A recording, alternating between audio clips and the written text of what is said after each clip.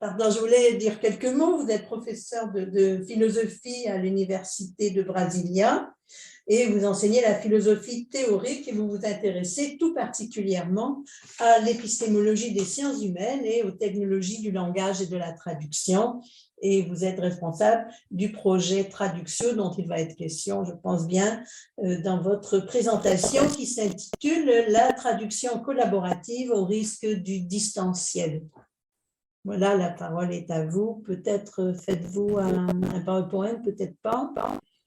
Voilà, merci à Pau, mais je voudrais d'abord essayer Allez-y.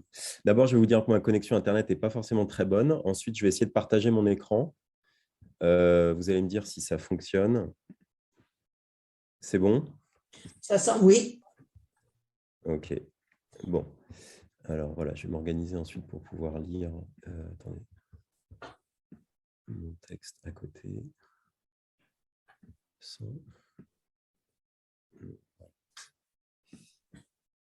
Donc, je voudrais commencer par dire que cette communication, c'est le fruit d'un travail collectif réalisé avec des collègues dont je parlerai tout à l'heure, Pascal Elbaz, Diana Lemay, Laila Rossler et Laurie Postlethwaite. Et il s'agit en fait ici d'examiner l'expérience de plusieurs enseignantes donc en différents pays dans l'utilisation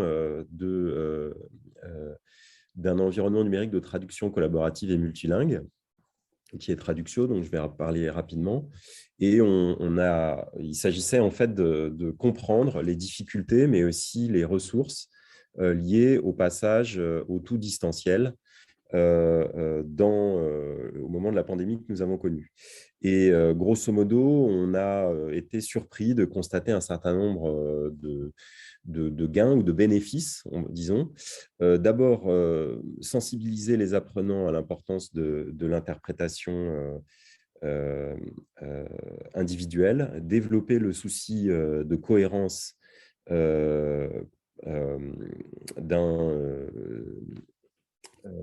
d'un étudiant traduisant et par ailleurs aussi souligner l'importance de la discussion en groupe. Alors, il y a certaines fonctionnalités qui ont plus permis cela que d'autres, on va le voir. Et je vais essentiellement présenter ici d'abord rapidement qu'est-ce qui a changé dans le passage en tout distanciel, qu'est-ce qui a été évité ou facilité, en quoi la dynamique de groupe a été modifiée et quelles sont les vertus pédagogiques en fait, qu'on a pu dégager de cette expérience avant de conclure. Alors, je dois quand même rapidement commencer par présenter Traductio, même si c'est de façon succincte. Voilà à quoi ressemble la page de garde. Donc, c'est un environnement de TAO, mais qui a la particularité de s'intéresser d'abord aux textes culturels, donc littérature, sciences humaines, philosophie, etc. Et vous envoyez la philosophie rapidement ici. Il s'agit de comparer, il s'agit de collaborer, il s'agit de demander à la machine des suggestions plutôt que de lui déléguer des choses. Alors, en particulier, Traductio ne fonctionne pas du tout sur les principes qui sont plus ou moins implicites du traitement automatique du langage naturel, en particulier le fait que la phrase est l'unité sémantique de base, que la traduction consiste à faire passer un message d'une langue A à une langue B et en suivant des règles. Ça, c'est un héritage lié à l'après-guerre, où la traduction a été conçue au moment des grands programmes de traduction automatique russe-anglais comme le décryptage d'un message codé. Ça venait en fait des exploits de Turing pour le décodage de la machine de cryptage nazi Enigma. Alors, ce que Traductio promeut, c'est une conception alternative, interprétative du langage, où les unités sémantiques, ce sont des textes, c'est-à-dire on est dans une approche déjà holistique, où traduire, ça consiste à passer d'un langage vers plusieurs autres, et où on va insister sur les phénomènes de créativité linguistique au-delà des règles. Non pas qu'on nie qu'il y ait des règles, mais ça implique une sensibilité différente à la singularité, qui n'empêche pas de généraliser, mais toujours relativement à un certain contexte. Bon. Alors, ça, c'était assez abstrait, mais d'un point de vue concret, à quoi ça ressemble? C'est un projet qui est développé avec l'Université de technologie de Troyes. C'est un environnement qui est d'utilisation gratuite. C'est un outil qui est open source, qui est basé sur le web, pas besoin de le télécharger, qui est collaboratif et qui utilise une technologie innovante dont je ne parlerai pas, qui fonctionne avec tous les textes numérisés en Unicode.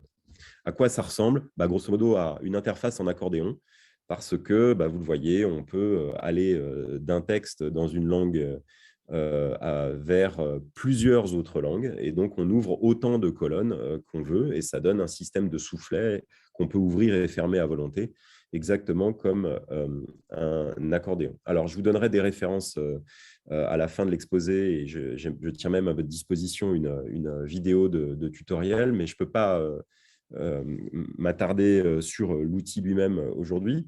Ce qui m'intéresse, c'est plutôt d'essayer de comprendre ce qui a changé avec le passage au tout numérique. Donc, on avait un certain nombre d'expériences qui étaient en cours. D'abord, Pascal Elbaz à l'ISIT avait un groupe franco-chinois qu'elle faisait travailler afin de les former au processus de traduction comme opération linguistique, mais aussi culturelle et de communication. Et avec la pandémie, elle est passée au tout numérique en utilisant Teams. Et elle a utilisé Traductio pour ses vertus collaboratives parce que c'était plus complet qu'un document partagé et offrant des fonctionnalités avancées, notamment un accès sécurisé via un système de gestion des partages et d'inscription. Et ils l'ont utilisé pour traduire une nouvelle littéraire d'un dramaturge. Les séances de travail ont été variées. Parfois, ils ont utilisé Traductio en cours. Parfois, c'était utilisation de Traductio en dehors des cours. Et l'enseignant intervenait de façon comment dire, différente et en fonction de sa présence au moment du travail ou de sa supervision. Ma collègue Diana Jamborova-Lemay a travaillé à l'INALCO. Elle y enseigne la grammaire et la langue slovaque et elle a travaillé avec des petits groupes d'étudiants sur des articles de presse. Alors, jusqu'à présent, elle faisait des traductions sous Word dans des tableaux à 2 colonnes, mais elle a commencé à utiliser Traductio au moment de la pandémie, après avoir commencé à travailler sur une plateforme numérique comme Zoom. Elle a rapidement pu adopter et faire que les étudiants adoptent Traductio parce que l'interface a été assez compréhensible de façon assez intuitive. Et maintenant, le cours de slovaque des médias se fait essentiellement sur Traductio, que ce soit en présentiel ou en distanciel. Et donc, elle va préparer 2 textes d'actualité, l'un français et l'autre slovaque, autour d'un même sujet, culturel, politique, scientifique, etc., pour chaque séance. Les étudiants préparent leur traduction en amont. Les différentes versions sont comparées et commentées lors de la séance commune et les étudiants peuvent modifier ou corriger leur traduction en temps réel eux-mêmes. Et donc, Traductio permet de visualiser les différentes versions à la fois, ce qui est un avantage pour la discussion. Elle ajoute qu'il y a eu assez peu de problèmes de connexion à Traductio en comparaison avec Zoom. Laurie Postlethwaite enseigne au Barnard College à l'Université de Columbia et Laila Rossler à l'ENS de Lyon. Et elles animent depuis 2018 un atelier télécollaboratif de traduction française et anglaise dans le sens thème et version, avec des étudiants qui sont inscrits en 2 groupes, à partir desquels sont constitués des binômes, chacun étant sur sa langue maternelle. Les textes sont des comptes rendus de livres de sciences humaines provenant de 2 revues numériques partenaires. Et la finalité, même si c'est la publication, c'est aussi pédagogiquement la sensibilisation à la circulation de la connaissance scientifique apportée par les comptes rendus traduits et la dimension incontournable du numérique dans la traduction contemporaine. Et donc, à la complexité de la collaboration à distance se joint la difficulté pédagogique de suivre et d'évaluer le processus de traduction. Et ils ont choisi Traductio pour cette fonction de supervision, disons. Alors, le changement pour eux a été moins brutal parce qu'une grande partie du cours était déjà virtuelle et du moins d'un point de vue du ressenti psychologique des élèves, la transition s'est faite finalement assez facilement. Et la possibilité de mettre les binômes en salle individuelle via Zoom a été aussi une solution concrète très appréciée. Alors, moi, je ne vais pas plus rapidement sur ce que je fais moi à l'Université de Brasilia. Ça consiste à réunir autour de moi des différents étudiants pour traduire des textes de philosophie française qui sont inédits en portugais. Et traditionnellement, je travaillais avec une séance à la maison et on faisait la finalisation en cours, en travaillant sur Traductio, hein, mais on se voyait en présentiel. Et comme on a dû passer en tout distanciel, eh ben, en fait, on a fait la réunion en cours voilà, de façon numérique. Et alors, ça entraînait quand même pas mal de difficultés dans la finalisation parce qu'on a discuté beaucoup plus. Il y avait en quelque sorte une lenteur qui a été induite, mais aussi un aspect plus, je dirais, plus hargneux, plus accrocheur et finalement une meilleure dynamique de groupe, j'en aurai l'occasion d'en parler, et une meilleure qualité du résultat. Alors, je passe maintenant à ce qui a été, excusez-moi, ce qui a été évité ou facilité. Eh bien, d'abord, ça permet ce fonctionnement d'évaluer le travail individuel parce que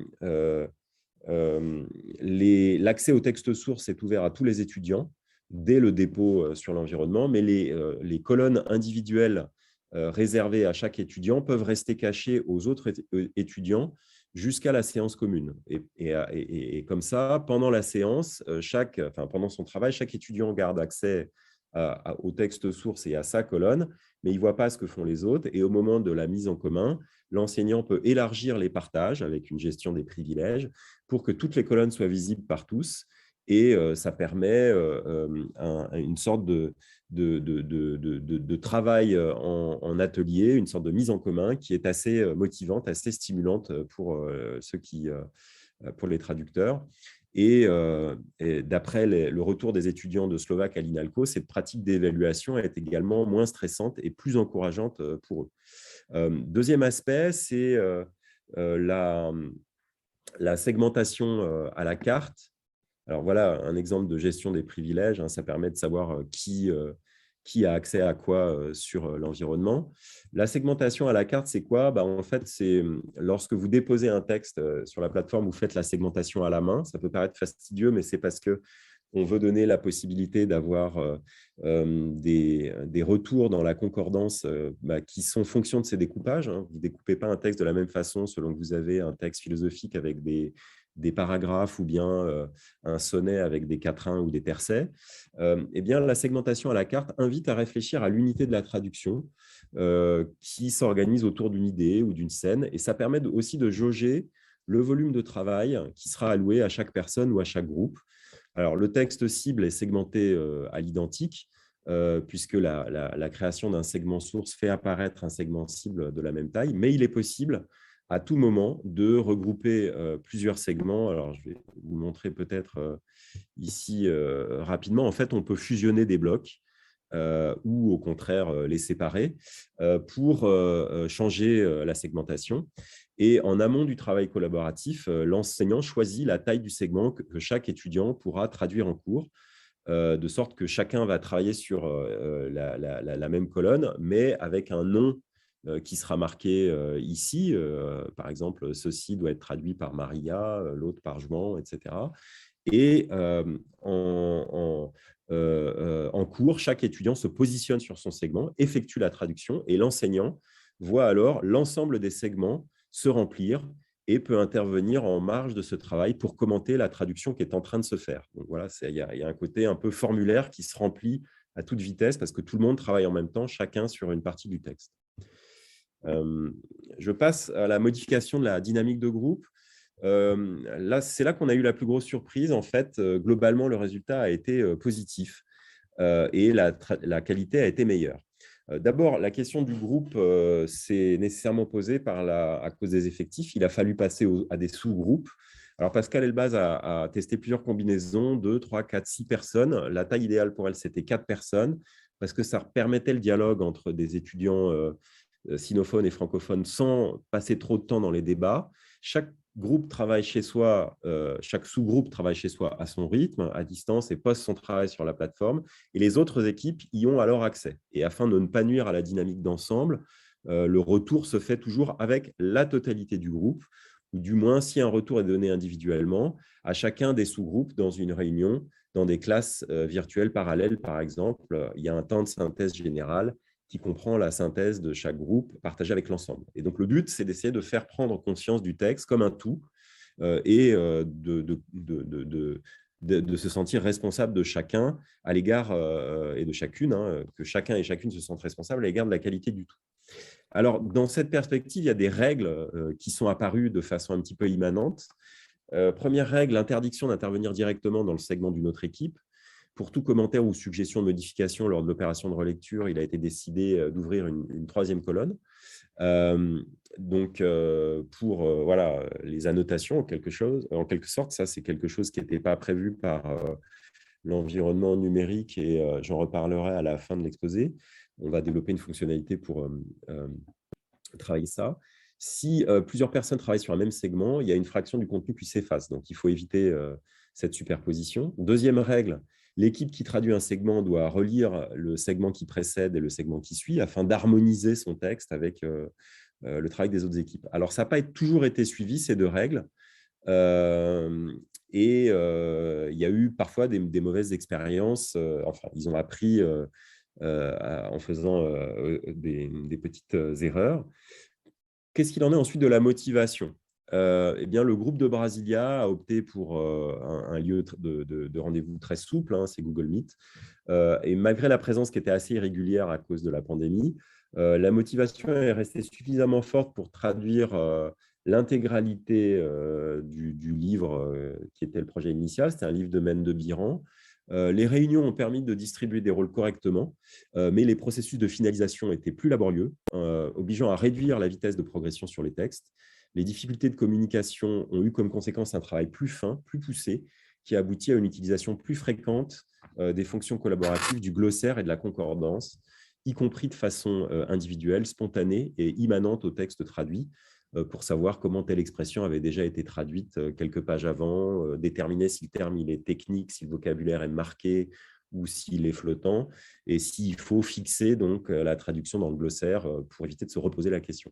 Donc, certaines discussions ont également eu lieu entre différents membres du groupe en dehors du temps de réunion, et globalement, l'esprit d'équipe s'est trouvé renforcé par ces difficultés techniques et les participants ont pris à cœur le projet en mettant un point d'honneur à le mener à son terme. Alors, il y a aussi des modalités collaboratives de traduction qui ont fait l'objet d'une adoption plus approfondie qu'en temps normal. D'abord, la fonction de correction. Ça, c'est quelque chose d'assez inattendu. Dans le cours de traduction slovaque à l'INALCO, il y a des séances qui sont consacrées à la correction, à la discussion sur les différentes solutions adoptées par chacun. Et parfois, ils ont créé une colonne supplémentaire pour reporter une version harmonisée, reflétant les différents arbitrages et remarques soulevées par l'enseignant et les étudiants. Et chacun lisait sa proposition de traduction pour chaque segment. Et parallèlement, en tenant compte des remarques des autres, certains corrigeaient leur texte directement sur Traduxio, qui attribue une couleur différente à chaque participant. Et donc, cette fonctionnalité permet de suivre facilement les modifications apportées par chacun pendant la séance. Alors, l'autre aspect qui a été aussi plus utilisé, c'est le glossaire. L'enseignant peut fixer un vocabulaire spécifique ou ambigu en amont lorsqu'il dépose le texte source, mais il peut aussi adapter la difficulté en facilitant la traduction de certains passages sans renoncer au texte authentique. Donc, l'environnement sert à archiver tous les travaux déposés et les étudiants peuvent consulter facilement tous les textes sur lesquels ils ont travaillé. Mais la fonction glossaire peut aussi être utilisée dans l'expérience collaborative. L'enseignant demande aux étudiants d'y entrer systématiquement tout mot ou toute expression cherchée dans le dictionnaire ou dans de la documentation en ligne. Et cet aspect de partage des recherches documentaires et des ressources terminologiques renforce la dimension collaborative et représente un gain réel de temps pour chaque individu. Concrètement, qu'est-ce que ça donne le glossaire? Quand on clique sur un mot, on indique la langue et on indique dans quelle langue cible quel sera l'équivalent dans telle langue cible. Et il apparaît un petit liseré bleu en deçà du mot. Quand on passe la souris, la traduction apparaît. Donc, ça donne quoi? Voilà le glossaire. Donc, quand vous passez ici la souris sur ce mot chinois, eh bien, vous avez le sens français, ça veut dire aliment. Et puis, en japonais, ça veut dire comme ça. Vous pouvez en ajouter d'autres. Voilà. Et puis, vous avez eu une utilisation plus poussée également de la concordance.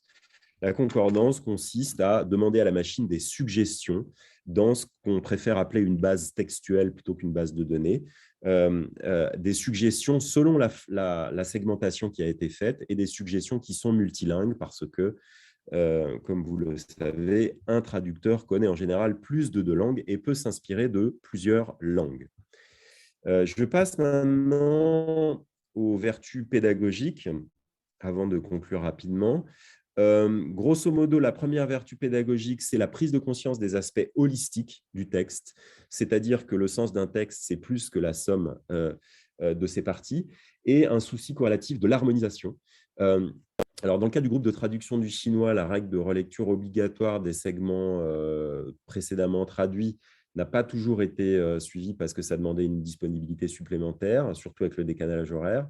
Mais il y a quand même eu une prise de conscience qu'un segment n'a de sens qu'en s'insérant dans une suite de segments et que, a fortiori, sous une forme littéraire, il y a une rétroaction, on va dire, de la fin d'une nouvelle sur son début ou son milieu. Bon, pensez à un coup de théâtre final ou à une découverte finale dans un roman policier, ça tombe sous le sens, mais c'est vrai que ce n'est pas pris en compte par les présupposés du TAL, typiquement. L'idée que la signification du tout est plus que la somme des parties. Et puis, donc, du fait de cette prise de conscience, la traduction de la nouvelle est passée d'un exercice scolaire à un enjeu littéraire collaboratif. Et les étudiants se sont pris en jeu et ont investi plus de temps et d'énergie à l'élaboration, jusqu'à une lecture publique en ligne qui leur a tenu lieu de partiel. De leur côté, Laurie Postlethwaite et Leila Rossler soulignent que l'avantage de l'utilisation de Traductio, c'est pour que les étudiants comprennent, parce qu'il y a un lien avec l'équipe technique qui s'occupe du développement de Traductio, les étudiants comprennent que l'environnement numérique essaye d'accompagner les inventions que font les utilisateurs ou les besoins des utilisateurs, qu'il y a donc quelque chose qui n'est pas figé, mais qui est au contraire modulable, que c'est une informatique qui se met au service des gestes des traducteurs et non pas des informaticiens qui viennent expliquer à des traducteurs comment ils doivent rentrer dans certaines cases. Je conclue rapidement. Grosso modo, un échec, c'est celui du clavardage parce que grosso modo, prend trop de place par rapport à la traduction, comme vous pouvez le voir, donc on va le supprimer. La fonction, excusez-moi, voilà. La fonction glossaire, elle, a fait l'objet d'appréciations nuancées. Dans le groupe de l'ISIT, elle a d'abord été peu utilisée, puis elle a été rendue obligatoire, donc elle a été plus fréquente. Remplir le glossaire peut avoir quand même un intérêt sur l'environnement pour le travail d'équipe. Et de fait, c'est une fonctionnalité qui qui apparaît vraiment intéressante à partir d'un travail sur des textes longs ou sur des corpus, en fait. Moi, j'ai traduit déjà plusieurs textes de philosophie française. Je commence à avoir un corpus de philosophie française traduit en portugais et ça commence à avoir de l'intérêt. Il y a aussi une mise en évidence de fonctionnalités latentes ou inaperçues, comme l'édition du texte avec différentes couleurs, j'en ai parlé tout à l'heure, mais aussi le développement, un besoin qui s'est fait ressentir de développement de fonctionnalités nouvelles. D'abord, un mode de révision, pour le dire autrement, un historique des modifications qui permettrait de revenir à une version antérieure ou de voir peut-être pour essayer d'éviter une solution qui finalement n'est pas satisfaisante. Et puis une fonctionnalité de commentaires marginaux sur les textes qui permettrait de faire des remarques sans avoir à ouvrir une troisième colonne, ce qui a été une solution un petit peu ad hoc, mais qui n'est pas très pratique parce que tout ce qui est écrit dans les colonnes apparaît dans la mémoire du concordancier et donc c'est pas forcément, enfin, c'est une espèce de pollution de la mémoire textuelle qui n'était pas voulue. Donc ça, on est en train de travailler sur une solution de commentaires pour la suite. Voilà, je vous remercie. Je m'excuse d'avoir été très vite. Je vous donne rapidement le lien du site avec mon adresse et également quelques références pour aller plus loin si cet exposé vous a intéressé. Je tiens également, je vous le rappelle, à votre disposition une vidéo de tutoriel que je peux vous envoyer si cela vous intéresse. Merci.